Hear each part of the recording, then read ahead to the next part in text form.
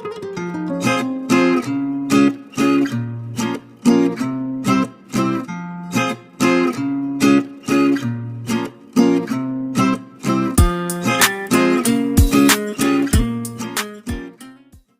Guys, आज हम बात करेंगे कौटिल्य, जिन्हें चाणक्य भी कहते हैं, उनकी बुक अर्थशास्त्र की ऑथेंटिक सोर्स की। दोस्तों, 1909 से पहले विष्णु शर्मा या मेगास्थनीज जैसे कुछ राइटर्स की किताबें ही थी जिसमें अर्थशास्त्र का रेफरेंस मिलता है। सो किसी भी ऑथेंटिक सोर्स के अभाव में जो यूरोपियन स्कॉलर्स थे उनका ये मानना था कि एंशिएंट इंडिया ने जो आर्ट ऑफ एडमिनिस्ट्रेशन सीखा है वो ग्रीक से सीखा है। अर्थशास्त्र की रीडिस्कवरी से पहले इटालियन राइटर निकोलो मैकियावेली की बुक द प्रिंस, जो कि 16th सेंचुरी में लिखी गई थी, उसको दुनिया का सबसे पुराना पॉलिटिकल फिलॉसफी का वर्क माना जाता था। अर्थशास्त्र के ऑथेंटिक सोर्स की रीडिस्कवरी के बाद दो मिथ जो यूरोपियन स्कॉलर्स के थे वो खत्म हुए, या ब्रिटिश इंडिया में जो यूरोपियन स्कॉलर्स थे उनके ये दो मिथ खत्म हुए। एक तो ये कि इंडिया ने यानी एंशिएंट इंडिया ने जो आर्ट ऑफ एडमिनिस्ट्रेशन सीखा है वो ग्रीक से सीखा है, एक ये मिथ टूटा, खत्म हुआ।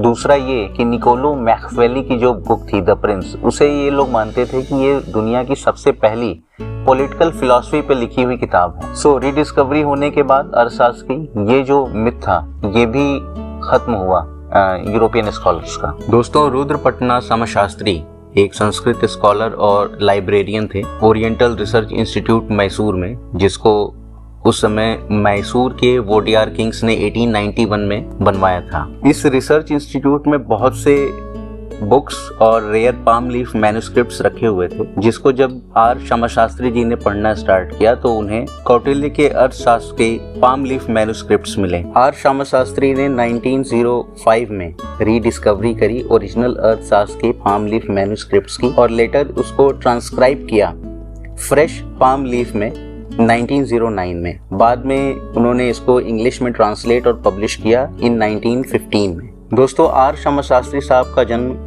कावेरी नदी के किनारे रुद्रपटना विलेज में, जो कि आज कर्नाटका में है, वहाँ पे 1868 में हुई थी। और उनकी मास्टरी थी वेदा में, वेदांगा, क्लासिकल संस्कृत, प्राकृत में और कन्नड़ा में। इसके अलावा इन्हें बहुत सी फॉरेन लैंग्वेजेस की भी मास्टरी थी, जैसे इंग्लिश, जर्मन, फ्रेंच। दोस्तों, ओरिएंटल रिसर्च इंस्टीट्यूट 1916 से यूनिवर्सिटी ऑफ मैसूर का एक पार्ट है, और आज भी यहाँ पे अगर आप कभी आपको मौका लगे वहाँ जाके घूमने का तो आप जरूर जाएं। ये रिसर्च इंस्टीट्यूट में लगभग 70,000 से भी ज्यादा रेयर पाम लीफ मैन्युस्क्रिप्ट्स आपको मिलेंगे। दोस्तों, ये एक छोटा सा प्रयास था मेरा आपको अर्थशास्त्र की एक्चुअल जो ऑथेंटिसिटी है वो दिखाने का, और ये बताने का कि इसकी रीडिस्कवरी के पहले यूरोपियन जो स्कॉलर्स थे वो हमारे बारे में और या अर्थशास्त्र के बारे में क्या राय रखते थे। ये बात बिल्कुल सच है कि जब तक आपके पास कोई ऑथेंटिक सोर्स ना हो, हमारी जो कहानियाँ होती हैं, किंवदंतियाँ होती हैं, लोकल स्टोरीज होती हैं, उस पर कोई विश्वास नहीं करता है। दूसरी बात ये कि हमें आर श्यामाशास्त्री जी को उनका जो एक लेवल है, जो डिस्कवरी उन्होंने करी है, रीडिस्कवरी इनफैक्ट जो उन्होंने करी है, उसके लिए हमें उन्हें बिल्कुल थैंकफुल होना चाहिए।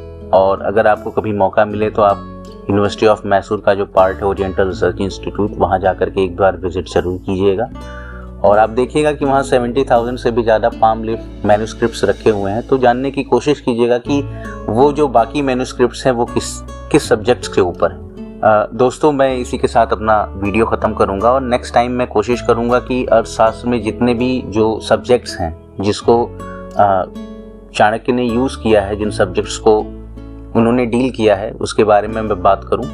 और एक बात और कहना चाहूँगा कि वो सब्जेक्ट्स इस बात को भी प्रूफ करेंगे कि बहुत से लोग कोशिश करते हैं कि कोई भी स्टेटमेंट देने के बाद वो सोचते हैं कि जी ये तो चाणक्य ने बताया था, चाणक्य ने ये कहा था। तो उनकी कही सुनी बातों पे जाने की बजाय आप चाहें तो इस बुक को या मैं जो वो सब्जेक्ट्स लेकर के आऊँगा उसको देख करके आप जान सकते हैं कि क्या सच में चाणक्य ने ऐसी बात कही थी या नहीं कही। तो इसी के साथ मैं आपके साथ विदा लूँगा दोस्तों। वीडियो को लाइक और सब्सक्राइब जरूर करें। मुझे अपना ओपिनियन भी बताइएगा कि आपको ये वीडियो कैसी लगी। Thank you.